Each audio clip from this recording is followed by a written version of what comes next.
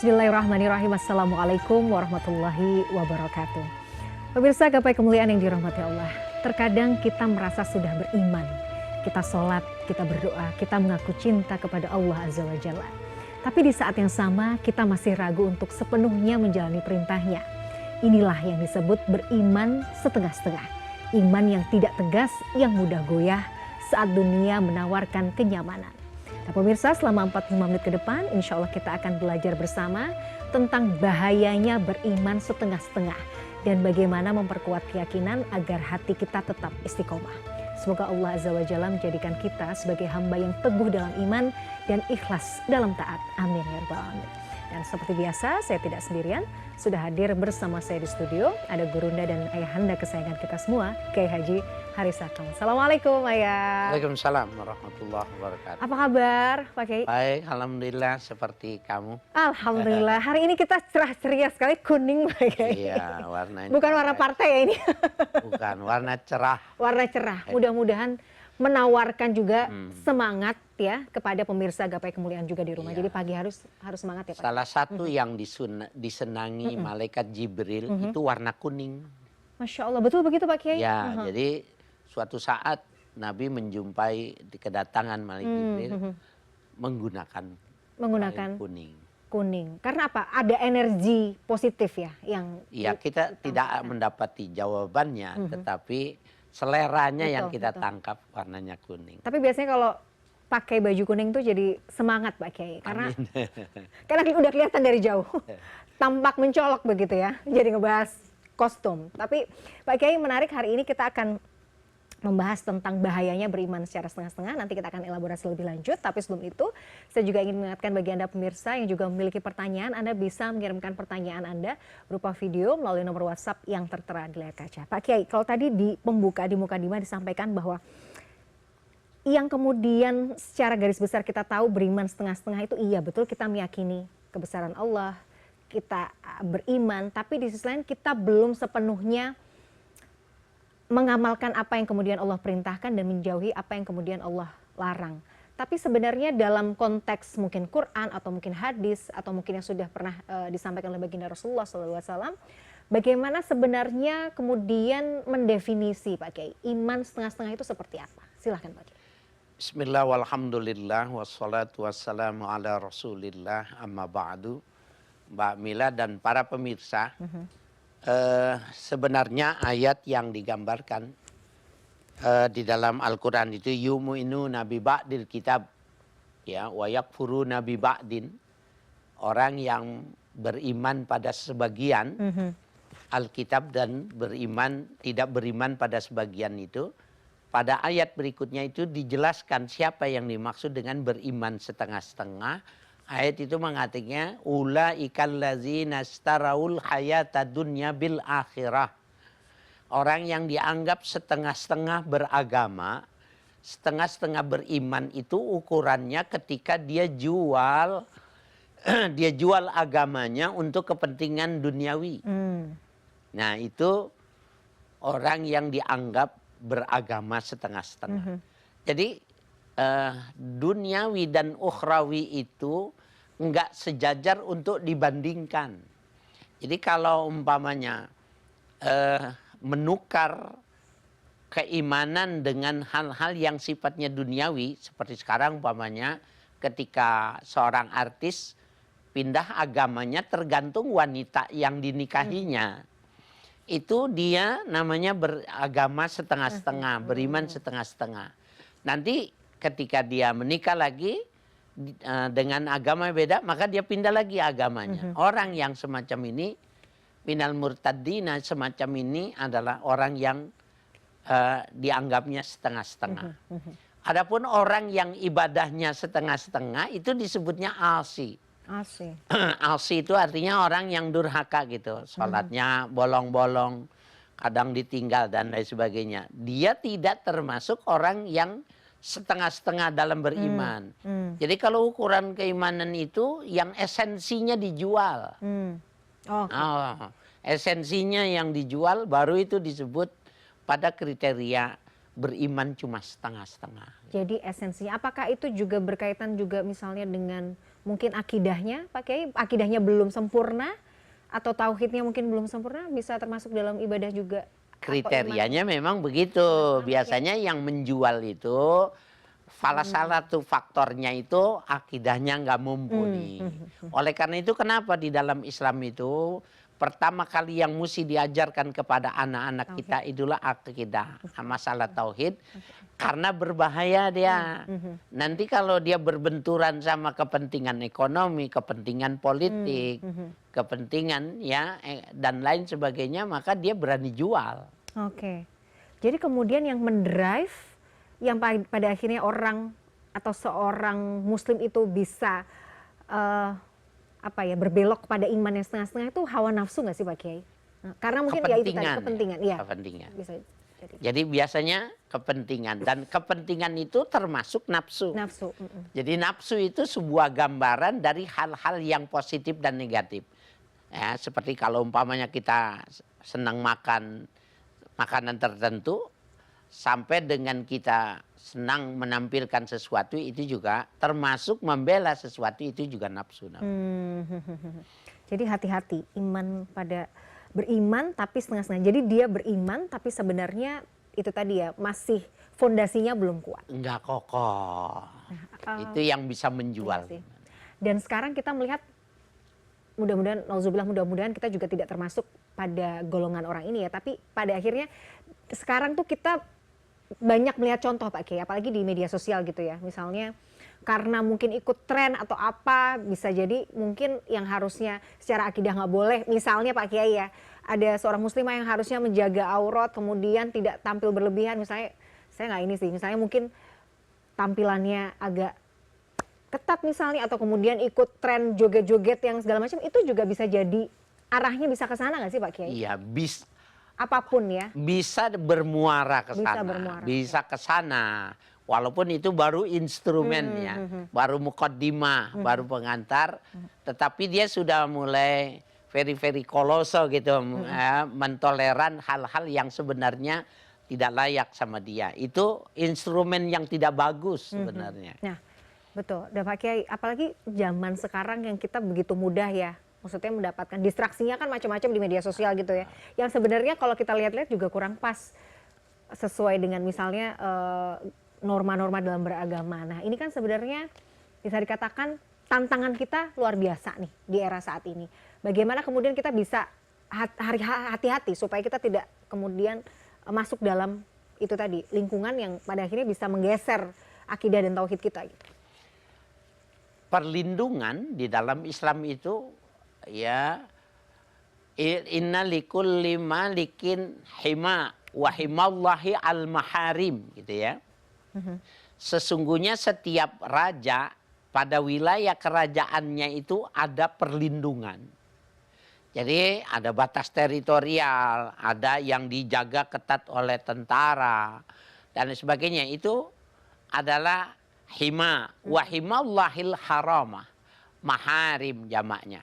Dan perlindungan Allah itu ketika adalah menjaga yang haram. Jadi kalau dia jaga hal-hal yang haram, secara otomatis itu udah himallah gitu loh. Nah, jadi betapa akidahnya kuat, kemudian masuk pada aspek syariat, dia pahami benar mana yang nggak boleh sama Tuhannya. Nggak bakalan jatuh dan dia akan kokoh berprinsip itu. Nah, jadi bisa jadi ada orang jatuh kalau tidak tahu kalau dia sudah jatuh. Karena tidak mengerti tentang maharimallah ya. Jadi beriman setengah-setengah itu pada akhirnya bisa mempengaruhi kemurnian iman seseorang dong Pak Kiai. Bisa menggelincirkan gitu maksudnya pada akhirnya. Bisa dan bisa lebih jauh lagi. Jadi gini kira-kira maksudnya Allah. Kalau orang sudah berani menjual akidah, menjual negara, menjual dokumen negara, menjual hak-hak negara, sama dia jauh lebih kecil. Jadi orang siapa yang paling berani adalah orang yang berani menjual ukhrawi dengan duniawi. Padahal dia tidak sebanding antara mutiara antara emas dan loyang gitu loh. Nggak bisa diperbandingkan gitu. Nah itu. Jadi kalau di situ dia sudah berani, Nah itu. maka dia adalah Menjual orang yang agama. berani melakukan hal-hal yang lain. Jadi istilah kemudian nih, si ini si itu berani menjual agamanya. Nah, bisa jadi itu juga Itu kalau dia punya jabatan, ganasnya luar biasa. dampak kerusakannya. Ya, lebih dahsyat lagi. Oke. Karena yang terbesar dia berani. Mhm. Ya. Nah kalau begitu misalnya kayak mungkin ya oknum-oknum pejabat yang korup atau apa tuh juga itu kan sebenarnya kita tahu yang namanya mengambil hak orang lain itu kan bagian dari kezoliman Pak Kiai. Itu kan juga menjual agama sebenarnya. Bisa. Jadi variannya itu macam-macam Aduh, dalam hati-hati. kehidupan ini ya bisa jadi. Nah berarti hati-hati Pak Kiai, kita harus introspeksi sebenarnya. Jangan-jangan nih kita merasa kita sudah beriman, kita merasa sudah melaksanakan kewajiban sholat, puasa, zakat dan lain sebagainya. Tapi ada hal-hal yang lain yang justru sebenarnya membuat kita bisa jadi jatuh ke dalam itu tadi gitu. Iman yang setengah-setengah. Ya betul. Implementasinya di masyarakat kira-kira itu seperti ini. Kalau urusan harta, kemudian dia ribut, dia menganggap itu harta punya dia lebih banyak warisannya dari ayahnya yang meninggal. Ibunya itu kan cuma haknya 1/8. Tetapi ibunya masih hidup yang masih menggunakan rumah itu, menurut dia jual. Ibu cuma 1/8 dan berani dia menuntut di pengadilan. Itu sebenarnya sudah termasuk orang yang dia anggap berani menjual ukhrawi dengan dunia. Kenapa? Berapa sih? Kan dia bagian dia bersama keluarganya kalau dihitung kemuliaan ibu yang menjadi anak kunci untuk memintu surga nggak senilai, nggak sebanding. Sampai ibunya itu nangis dan merasa menyesal pernah melahirkan anak yang berani seperti ini. Gitu. Wow, Masya Allah. Jadi menggadaikan kepentingan dunia, menggadaikan kepentingan akhirat untuk dunia itu juga bagian dari Masya Allah. Baik Pak Kiai, kita jeda terlebih dahulu, nanti kita akan lanjutkan. Pemirsa jangan kemana-mana, Gapai Kemuliaan masih akan kembali setelah yang satu ini.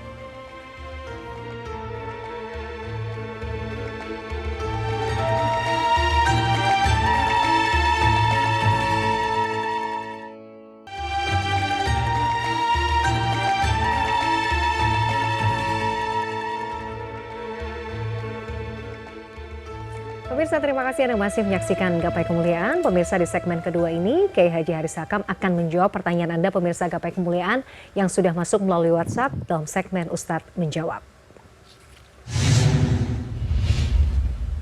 Ya, dan kali ini pertanyaan yang sudah masuk datang dari Siti Nurbaya di UK. Kita akan simak bersama pertanyaannya. Assalamualaikum warahmatullahi wabarakatuh. Perkenalkan, saya Siti Nurbaya. Saat ini saya sedang studi doktoral di Coventry University, UK. Pertanyaan saya adalah gambaran orang yang beriman setengah-setengah itu seperti apa ya? Gitu. Karena setahu saya keimanan itu kan diukur dalam ruhani kita, gitu. Dan ketika kita sudah merasa sempurna menjalankan semua ibadah dan lain sebagainya, maka keimanan kita adalah 100%. Tapi kadang-kadang karena situasi dan kondisi di mana kita tinggal gitu ya, keimanan ini suka naik dan turun gitu beribadah. Nah, seperti apa gambaran beribadah yang setengah-setengah itu? Kemudian yang kedua adalah apakah peran keilmuan gitu ya, jika seseorang itu sudah memiliki kapasitas keilmuan yang sempurna lah gitu ya, yang full gitu, keilmuannya sudah tinggi gitu ya, apakah itu juga mempengaruhi keimanan seseorang gitu? Artinya ketika keilmuannya sempurna, maka keimanannya juga sempurna. Nah, pertanyaan saya yang kedua adalah ukurannya itu seperti apa sih, ukuran keilmuan itu jika dianggap sudah cukup gitu. Terima kasih. Assalamualaikum warahmatullahi wabarakatuh. Waalaikumsalam warahmatullahi wabarakatuh. Terima kasih Mbak Siti Nurbaya di Inggris Pak Kiai. Iya. Sedang menempuh doktoral. Iya. Luar biasa. Subhanallah. S3. Sampai kemana-mana ya Pak Kiai. Ini senang sekali loh Gapai Kemuliaan, ternyata animonya luar biasa. Tinggi ya. Tinggi, menembus batas-batas negara, batas-batas benua Pak Kiai, Masya Allah. Kita akan coba jawab pertanyaannya Mbak Siti Nurbaya. Yang pertama tentang ibadah setengah-setengah Pak Kiai. Kalau tadi mungkin saya sih mengasumsikan karena beliau hidup di negara yang minoritas muslim, kemudian juga dengan tantangan yang ada, kadang-kadang yang namanya ibadah kan tidak sama seperti di tanah air yang semuanya mudah gitu ya, karena environmentnya mayoritas muslim. Kadang-kadang ya itu tadi ibadah nggak maksimal, mungkin dianggapnya juga lagi imannya juga bisa naik turun gitu. Bagaimana kemudian memaknai iman yang setengah-setengah itu dalam konteks mungkin beliau yang sedang menempuh pendidikan dan juga saat ini tinggal di luar negeri yang minoritas agama muslim gitu. Iya, adik Baya atau Mbak Baya. Dulu di zaman Nabi itu ada ilustrasi tentang orang yu'minun alkitab wa yukfar biba'din itu, gambarannya itu dia sholat, dia aktif betul, tetapi dia tidak mau bayar zakat. Nah itu juga termasuk yu'minuna biba'din wala yu'minuna biba'din, beriman pada sebagian, mau dia sholat, puasa dia mau, haji dia mau karena dekat, tetapi bayar zakat dia nggak mau. Kenapa? Nyari duit tuh susah. Dengan memacul, dia susah. Sehingga di masa Khalifah Abu Bakar, Sayyidina Umar itu pernah melihat Abu Bakar dianggapnya terlalu keras. Dianggapnya terlalu keras memerangi orang-orang yang tidak mau membayar zakat, dianggap setengah. Tapi ternyata orang yang kalem seperti Abu Bakar itu bisa melawan dengan lebih keras kepada Umar. Sehingga dia mengatakan, kalau kau tidak masih tetap menghalanginya, aku juga akan memerangi engkau ya Umar. Barulah Sayyidina Umar istighfar ketika dikatakan, sesungguhnya aku mengatakan ini, menetapkan ini. Kenapa mereka di zaman Rasul mau membayar zakat ketika aku yang memimpinnya mereka tidak mau? Itu sama saja dia beriman setengah-setengah. Baru sadar Sayyidina Umar. Nah, saya punya teman sebelum ke Mbak Baya ini, orang Bandung yang menikah dengan orang Amerika, anaknya jadi direktur, tapi di Alaska. Direktur bank tapi di Alaska. Dia bilang, Pak Kiai gimana kami tidak mau minum alkohol? Di sini dinginnya luar biasa. Dinginnya luar biasa. Maka mau tidak mau kami harus minum. Nah, itu kan berarti menolak sebagian yang haram tentang khamar. Maka saya bilang, sebenarnya ukuran khamar ada yang diatur, yang dibuat sebuah perumpamaan oleh Syekh Nawawi Al-Bantani. Ya, dalam kitabnya Kasifatus Syaja. Keharaman khamar itu ilatnya mabuk. Berarti kalau ilatnya hilang, maka hilang keharamannya. Dalam kaidah itu al-hukmu yaduru ma'a illatihi wujudan wa adaman. Hukum itu berlaku berdasarkan ada dan tidak adanya ilat yang menjadi ketentuan. Haramnya apa? Mabok. Kalau nggak mabok boleh. Maka orang yang minum jamu di pinggir-pinggir jalan itu, AO dicampur kolesom, dicampur dengan madu, disambut dengan telur, ini boleh karena dia ukuran ini dikasih minum siapapun tidak mabok. Walaupun ada unsurnya dan ini panas kalau diminum. Saya coba minum itu panas. Apa yang menarik Mbak Mira? Menurunkan kadar si tidak sampai mabok. Syekh Nawawi Al-Bantani dalam kitabnya mengatakan wa yusannu kitmanuha anil awam. Sunnah dia menutupi, jangan cerita kepada orang awam. Karena orang awam taunya dia minum khamar. Padahal sudah diturunkan kadarnya yang ilatnya itu udah hilang. Nah, pokok bahasan kita ini apakah itu termasuk meninggalkan agama setengah? Ya, kalau memang dia tidak merekayasa semacam itu termasuk. Dia sholat, dia puasa, tapi khamar karena Jalan dingin. terus misalnya. Ya, padahal kan bisa diatasi seperti itu, dicampur dengan madu dan lain sebagainya. Termasuk kenapa tidak dibikin yang dimaksud adalah sakan jabin. Ya, di dalam pengobatan ya terapi orang-orang Persia di zaman dulu itu sakan jabin. Sakan jabin itu adalah cuka yang dicampur dengan madu dan itu panas di tubuh bisa menjadi stamina, menaikkan imun, umpamanya kan gitu. Itu dari abad-abad terdahulu sebelum Islam datang, konsep tentang sakan jabin itu ada di Amerika, ya, di UK, ya, di Eropa. Dia Muslim, dia sholat. Tetapi tiap hari itu whisky itu menjadi hidangan yang biasa. Kenapa tidak kalau dia umpamanya, saya biasa kalau minum itu dicampur sama madu, lokiannya sedikit terbanyak, maka dia sebenarnya bisa mengantisipasi untuk tidak jatuh kepada orang yang beriman sebagian dan menolak pada sebagian. Karena peran keilmuan. Jadi kalau dibilang bagaimana peran keilmuannya, maka dia bisa mengatasi dengan keilmuannya. Dan para pemirsa, saya di media sosial saya itu kadang kutipan-kutipan video promo ini ada yang komentar. Tadi saya sudah sebutkan yang mengatakannya Syekh Nawawi Al-Bantani, nama kitabnya Kasifatu Syaja. Jadi saya menyampaikan dakwah itu hanya menyampaikan itu. Itu boleh. Persoalan ada ulama yang tidak sependapat dengan ini, wajar. Silakan saja. Tapi bagaimana orang tinggal di Alaska yang di bawah nol? Saya juga bingung jadi kepala bank di sono. Siapa yang datang, siapa yang nabung. Matahari juga bisa dihitung jari gitu, biasanya pakai bisa panas gitu ya. Jadi intinya bahwa peran keilmuan penting ya Pak Kiai. Peran keilmuan juga bisa menjadi salah satu pendukung bagaimana itu tadi tingkat keimanan seseorang. Iya, kan? kecerdasan menjadi sangat penting bahwa dia bersikap di mana saja, dia tidak pernah melukai dan tidak pernah meninggalkan Islam. Itu ya, jadi Mbak Baya sekarang yang jadi dalam pendidikan doktoral, mudah-mudahan jadi dokter pulang ke Indonesia ini menjadi dokter-dokter yang memberikan spirit ya luar biasa tentang keislaman. Boleh tinggal di UK, boleh di Amerika, di Eropa, tapi dia tidak pernah melepaskan keislamannya gitu. Betul.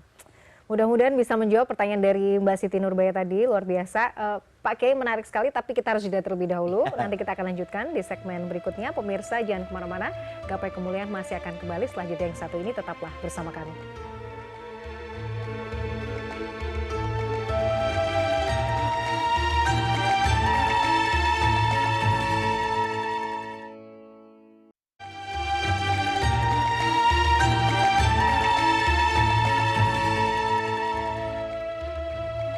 Pemirsa, terima kasih Anda masih menyaksikan Gapai Kemuliaan. Kita akan lanjutkan pembahasan kita. Pak Kiai tadi menarik sih sebenarnya, masih menyambung dengan pertanyaan di segmen kedua tadi yang disampaikan oleh pemirsa kita Mbak Siti Nurbaya di Inggris ya, menyatakan bahwa apalagi hidup di negara yang minoritas Muslim gitu ya. Tadi Pak Kiai juga sampaikan ada kerabat juga yang tinggal di Alaska gitu. Contoh-contoh sederhana misalnya kalau di kita kan ada namanya fermentasi tape gitu atau tape ketan yang sebenarnya kandungan alkohol, ada beberapa makanan atau minuman yang sebenarnya ada kandungan alkohol. Dan itu kan tidak masalah juga kita konsumsi. Nah kalau misalnya pada saat mungkin kita merujuk pada contoh-contoh atau kisah di zaman Nabi, ada juga nggak Pak Kiai yang kebiasaan-kebiasaannya mirip yang juga yang kita bisa jadikan itu sebagai rujukan juga bahwa nggak apa-apa sebenarnya konsumsi kalau ilatnya tidak sampai memabukkan misalnya. Seperti apa Pak Kiai? Ya ini Mbak Mila pertanyaannya bagus nih. Artinya kita mengeksplorasi keilmuan. Begini, hukum haram itu dibagi menjadi dua. Ada haram zatih. Zatnya. Jadi zatnya yang haram. Jadi kalau makan babi, anjing, mau sedikit, mau banyak, mau membeli dengan uang sendiri atau mencuri, haram dia. Yang kedua, haram aridi.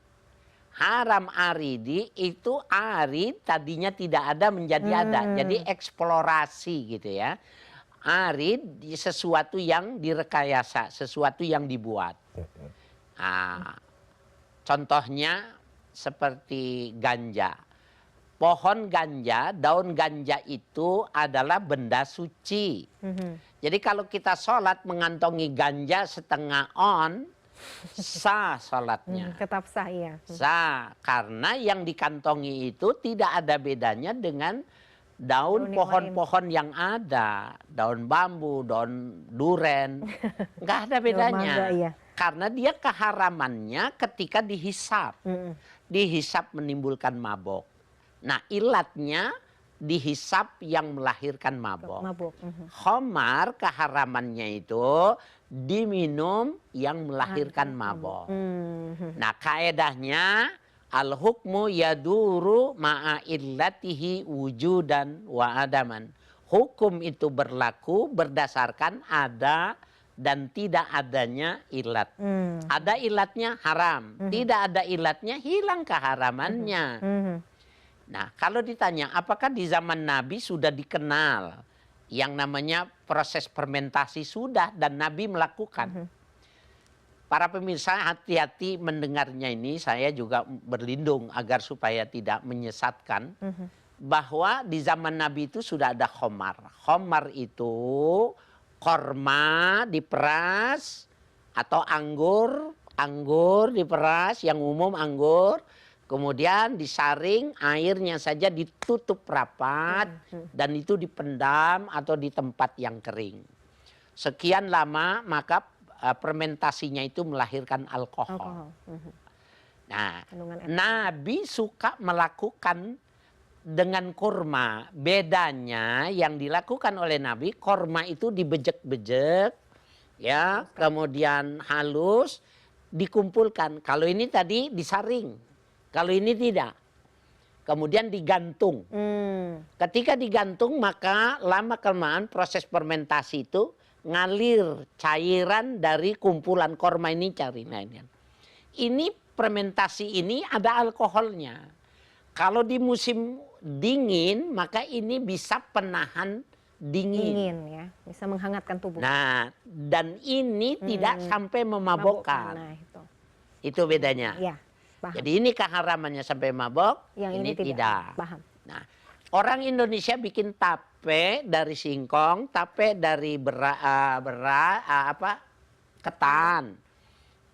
Kalau orang Jawa Timur, gengnya Mbak Mila ini, brem itu ya, di Madiun.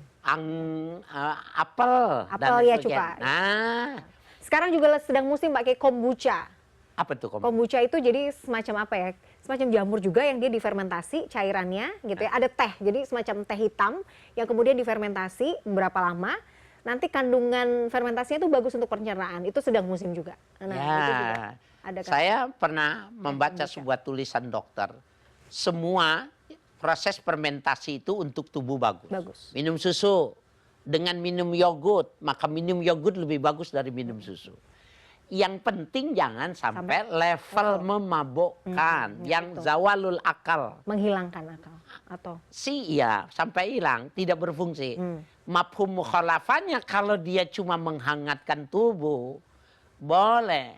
Di Betawi, di Jakarta ini, dulu kalau orang hamil, orang melahirkan itu dikasih brem, tapi bedanya brem di Madiun bundar-bundar putih. Kalau brem di Jakarta itu di botol cairan.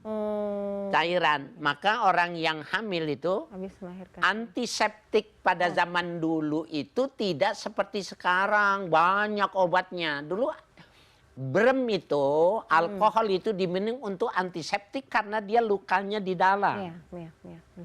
Tapi tidak mabok. Paham. Jadi nggak mesti yang namanya alkohol, jadi sedikit apa banyak, sama dengan babi. Orang ini nggak membedakan mana yang aridi, mana yang zati. Nah itu kembali lagi Mbak Baya, betapa peran keilmuan menjadi mencerdaskan sebuah pemahaman yang kelihatannya mirip, tapi nggak boleh disatukan. Kalau zati boleh, sedikit banyak haram boleh, tapi yang aridi enggak. Paham. Yang banyak haram, yang sedikit enggak. Lah, yang bikin Alaska dingin di bawah 0 itu kan Tuhan. Allah, iya, betul. Ya, oke. Ya. Itulah pentingnya kemudian akal kita mencari ilmu, ya kan, mencari solusi sebenarnya dari problem yang kita hadapi. Masya Allah. Saya tercerahkan Mbak Kiai, betul. Jadi jangan sampai kemudian ada anggapan bahwa wah nggak pas nih, alkohol kan haram, tapi itu tadi pentingnya ilmu. Ada yang zati dan aridi. Kalau zati mau sedikit banyak sudah pasti nggak bisa damai. Tapi kalau Aridi itu tadi ya, banyak kok makanan-makanan yang masih halal kita makan, kita konsumsi, tapi memang ada kandungan itu tadi alkoholnya. Masya Allah. Luar biasa, tuntas. Kalau saya sih paham ya, mudah-mudahan pemirsa juga begitu ya, tidak ada kesalahpahaman lah intinya. Baik Pak Kiai, kita lanjutkan pembahasan kita masih soal beriman dengan setengah-setengah. Pak Kiai, berarti ya bisa dikatakan contoh yang paling mudah intinya ketika misalnya nih kita apa ya istilahnya bukan selektif sih, tapi artinya begini, ya ini sih saya cocok sih, saya mau ambil deh hukum yang ini, tapi saya yang ini nggak cocok, ya udahlah saya nggak ambil. Jadi misalnya sebagai contoh Pak Kiai, urusan riba, kan mungkin kita banyak melihat kita ada saudara muslim yang masih melaksanakan sholat, kemudian tanggung jawab yang lain puasa, zakat ia dilakukan, tapi di sisi lain mungkin ada hal-hal yang belum bisa ditinggalkan, misalnya contohnya riba misalnya. Ini kan juga sebenarnya kita tahu bahwa riba itu kan sebenarnya nggak boleh, haram, tapi kemudian masih sulit untuk ditinggalkan. Apakah ini mutlak langsung kita hukumi bahwa iya yang bersangkutan ini beriman setengah-setengah, atau masih ada ruang kompromi sebenarnya dalam agama untuk melihat fenomena ini Pak Kiai? Ya, kalau yang azimah dia mesti langsung keluar, karena haram. Tapi sebenarnya ada pemahaman yang khafifah, yang bertoleran. Ketika dia mesti keluar, bagaimana untuk kebutuhan keluarga, sekolah, bayar kontrakan dan lain sebagainya. Maka sambil dia menyatakan dalam keimanannya, ini saya mesti tinggalkan. Tapi saya berusaha dulu sehingga ada lompatan di mana saya meletakkan kaki ketika melompat itu. Maka orang itu cerdas. Orang itu cerdas. Baik, oke. Pak Kiai, nanti kita akan bahas lebih lanjut di segmen berikutnya. Sudah ada Q, kita harus jeda terlebih dahulu. Nanti kita akan lanjutkan. Pemirsa jangan kemana-mana. Gapai kemuliaan masih akan kita lanjutkan tentunya setelah jeda yang satu ini. Tetaplah bersama kami.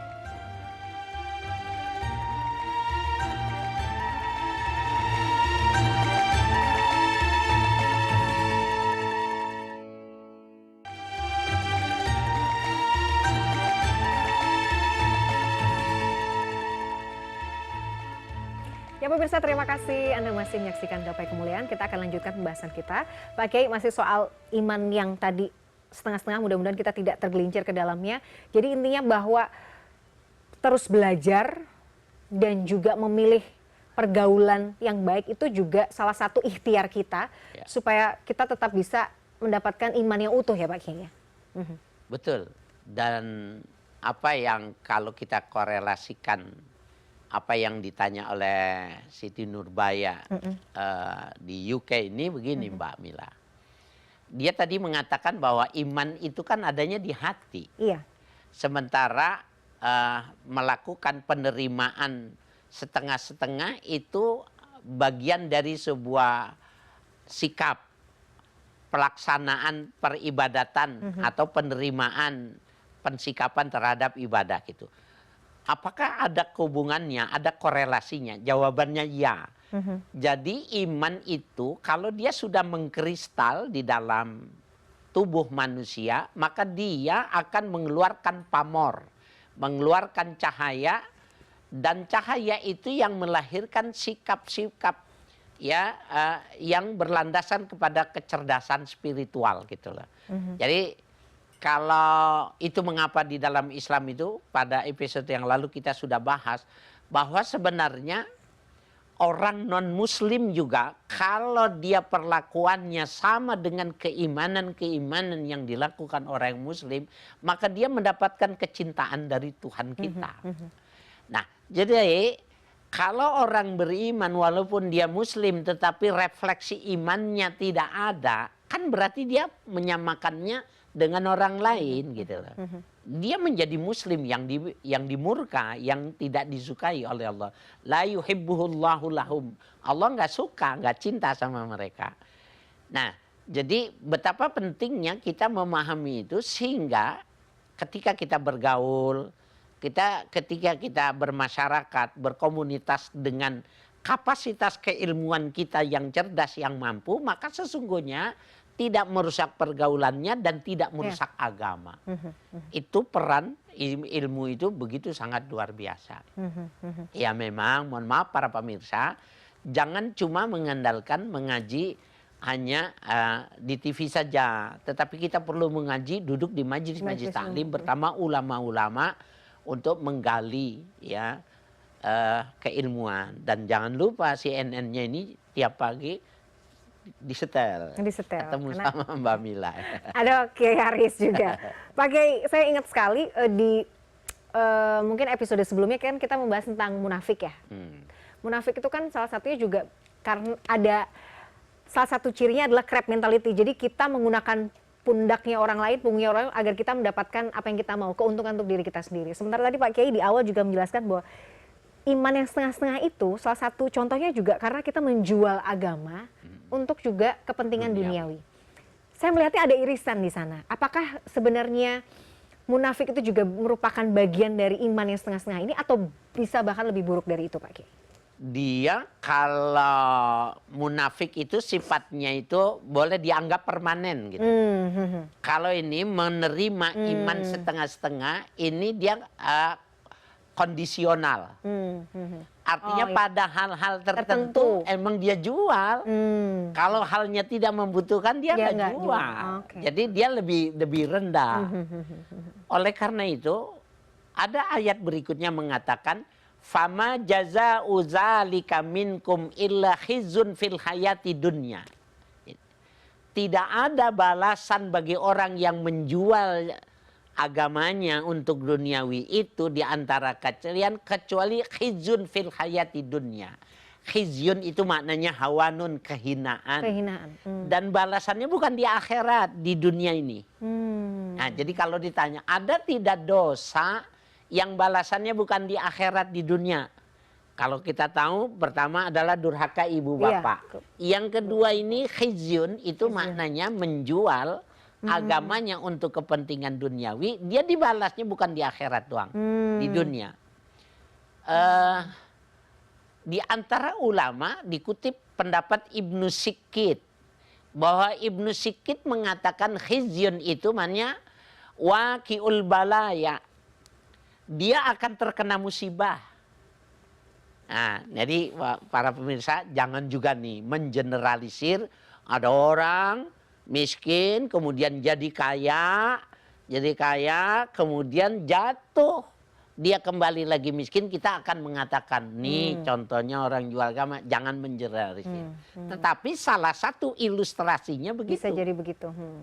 Ya, dia jual hebat, menunggu dagangan sudah hebat jadi juragan, ternyata dipotong kaki, jatuh dia dan dia lebih hina lagi itu. Itu namanya khizyun.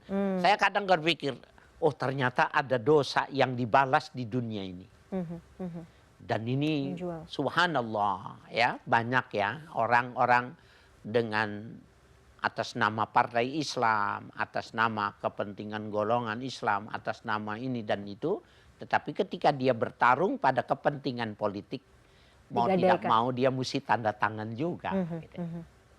Dan itu tadi ya, barang siapa yang kemudian menjual agamanya untuk tadi dunianya, maka Allah akan gantikan langsung di dunia. Iya, nggak nunggu di akhirat lagi. Instan. Lihat aja nanti. Dan saya pernah lihat ada orang yang hidupnya senang, kemudian sekarang ini kalau ketemu buat beli ini dong, buat beli ini dong. Jadi hati-hati Pak Kiai ya. Maksudnya, nah Pak Kiai, artinya kan itu tadi ada orang-orang yang sebagian syariat diambil, sebagian yang memberatkan kemudian ditinggalkan. Sebenarnya kan butuh kepatuhan total ya. Kita sebagai hamba untuk melaksanakan apa yang kemudian Allah perintahkan dan menjauhi apa yang Allah larang gitu. Bagaimana kita bisa tunduk patuh ya Pak Kiai kepada hal-hal yang terutama syariat yang kadang kita merasa aduh kayak berat deh. Saya tuh berat sebenarnya untuk melakukan ini, tapi gimana ya supaya kita punya ghiroh untuk tetap melaksanakan syariat secara total, itu seperti apa Pak Kiai? Ya, Allah sendiri menjelaskan di dalam Al-Quran, udkhulu fis-silmi kaffah. Masuklah kalian dalam Islam itu secara totalitas. Kalau dibilang bagaimana sih ukuran secara totalitas, itu yang ditanya tadi sama Siti Nurbaya. Adalah totalitas ketika orang mengetahui sesuatu tapi mendasarinya dengan ilmu pengetahuan dulu. Jadi mohon maaf para pemirsa, saya cuma persoalan waktu lebih dulu lahir, lebih dulu belajar. Tetapi bisa jadi kalau yang muda-muda belajar bisa lebih hebat dan lebih tahu. kuncinya jangan merasa puas dengan keberagamaannya kita yang sudah ada dan pengetahuan kita tentang agama, jangan merasa puas. Belajar terus dan belajar terus, maka sesungguhnya dengan banyak belajar maka kita bisa fisil mikafah itu bisa. Nah, jadi ukurannya apa fisil mikafah? Ketika menurut pandangan kita mengimajinasikan Tuhan tersenyum melihat kita. Nah, itu gambarannya, semua yang diperintahkan kita kerjakan dan kita kuat menahan untuk tidak jatuh. Menggambarkan tabassamallahu ilaih, Allah tersenyum kepadanya, itu adalah jawaban bagi pertanyaan Siti Nurbaya. Itulah yang disebut dengan totalitas. Al-Quran mengatakan kafah. Ya. Artinya kita tetap terus semangat dalam belajar ya Pak Kiai, perbaiki diri ya. Tanpa melihat waktu dan ruang.